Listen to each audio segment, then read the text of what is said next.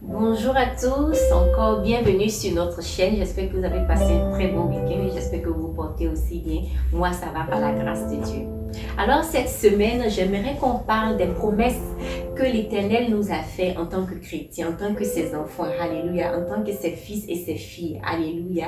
Il y a tellement de promesses dans la parole de Dieu, mais j'aimerais parler ici de quelques promesses juste pour nous encourager dans notre marche avec Christ, juste pour nous encourager dans le choix que nous avons fait de toujours suivre Jésus-Christ, alléluia. Et sans plus tarder, nous allons prendre nos Bibles et nous allons commencer, alléluia. La première promesse que j'aimerais mentionner ici, c'est la promesse là où Dieu nous a dit qu'il nous a fait, il nous a créé, il nous a façonné, il nous a tissé et il a mis des choses en nous. Alléluia. Et cela se trouve dans le livre de Psaume 139. Nous allons faire un message sur ce psaume-là, mais en anglais, voilà.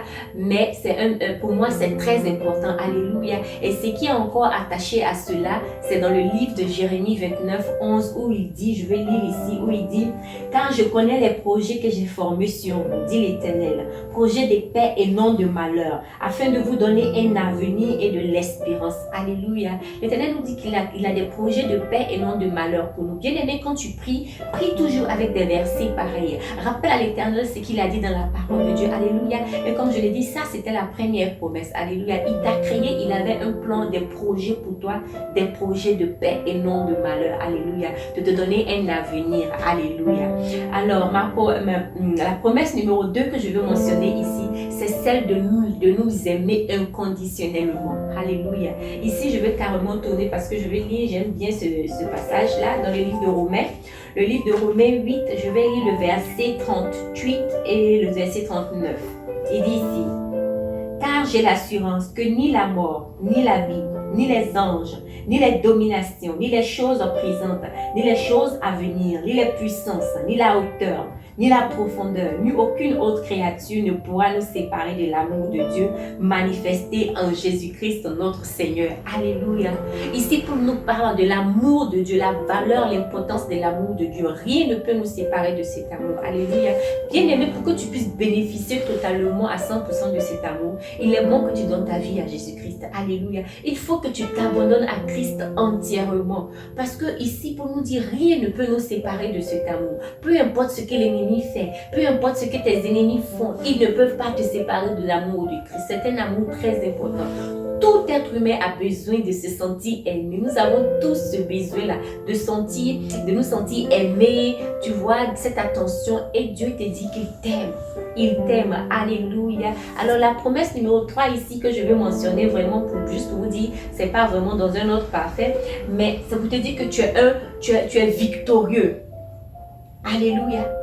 Tu as la victoire sur tout. Alléluia. Tu peux tout faire. Alléluia. Et j'ai deux versets qui sont attachés à cette promesse numéro 3. Le premier verset ici, c'est dans le livre de Philippiens 4, le verset 13, où la Bible dit que je peux tout faire. Je peux tout faire par Christ qui vit en moi. Alléluia. Par Christ qui me donne la force. Là, je suis en train de vraiment traduire de l'anglais au français parce que je n'ai pas le temps de lire. Il dit, je peux tout faire par Christ qui vit en moi. Je vais mettre le verset là et j'aimerais que tu pries avec. Rien n'est impossible à Dieu. Rien n'est impossible à Dieu. Le deuxième verset rattaché à cette promesse encore ici, dans le livre de Romains 8, 31. Et il dit, si Dieu est pour nous, qui pourra être contre nous? Allez, non seulement tu peux tout faire, mais si Dieu est avec toi, si Dieu t'a déjà donné son accord, personne ne peut venir contre toi. Bien-aimé, peut-être que ces promesses, tu ne les connaissais pas, mais maintenant, va les méditer, va les visiter, prie avec ces promesses. Alléluia. Tu veux que Dieu soit de ton côté. Parce que si lui, il a dit oui, personne ne peut dire non. Si lui, il a déjà tiqué, personne ne peut venir mettre une croix. Alléluia. Il est important que tu pries et que tu rappelles à l'Éternel ces paroles. Alléluia. Sans plus tarder, j'aimerais parler de la promesse numéro 4. Oui, c'est la promesse de paix et de joie. Et ça, c'est dans le livre de Jean 14 et Jean 15. Nous n'allons pas lire. Mais Jésus dit que je vous donne ma paix, pas comme le monde la donne. Alléluia. Il nous a laissé sa paix. Comment ça se fait que beaucoup d'entre nous sommes troublés? Comment ça se fait que beaucoup d'entre nous passons par des problèmes mentaux?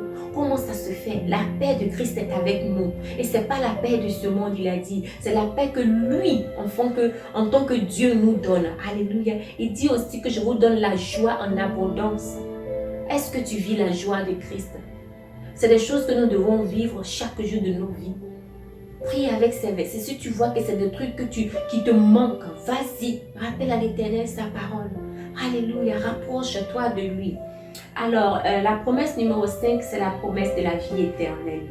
J'aime cette promesse-là. Alléluia. Tout enfant de Dieu qui marche par rapport à la parole de Dieu connaît cette promesse. Dans le livre de Jean 3,16, Alléluia, où Dieu dit, la Bible dit que Dieu a tant aimé le monde qu'il a envoyé son Fils unique Jésus-Christ, afin que quiconque croit en lui ne périsse point.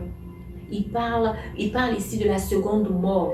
Il y a la mort physique, mais il y a une deuxième mort. C'est-à-dire que ceux qui sont nés en Christ, ceux qui sont rattachés en Christ, qui sont demeurés avec Christ, quand Jésus-Christ reviendra, ils ne mourront pas de la seconde mort, c'est-à-dire qu'ils n'iront pas en enfer. Eux, ils seront élevés dans les airs et ils iront avec Christ. Alléluia. Bien-aimé, personne ne veut faire l'œuvre de Dieu et se retrouver en enfer. Non, notre but, c'est de nous retrouver avec Christ. Il nous promet la vie éternelle. Alléluia. Et le dernier point ici, qui est vraiment rattaché au point numéro 5, c'est la promesse de bénéficier, en fait, d'être avec Christ dans les cieux. Alléluia. Moi, personnellement, c'est ça mon but. Je veux être avec Christ.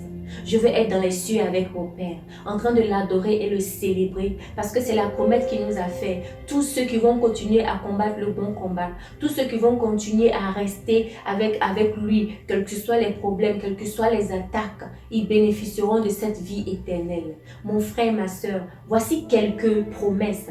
Comme je l'ai dit, dans la Bible, il y a tellement de promesses, mais voici quelques promesses déjà pour nous déjà emmener à prier par rapport à tout cela. Alléluia. Je prie vraiment que pendant que tu le fais, que l'Esprit de Dieu te parle. Que l'Éternel te bénisse abondamment et ne perds pas espoir. Alléluia. Parce que Dieu, si Dieu est pour toi, qui sera contre toi? Que l'Éternel te bénisse abondamment et je te revois encore la semaine prochaine. Au revoir.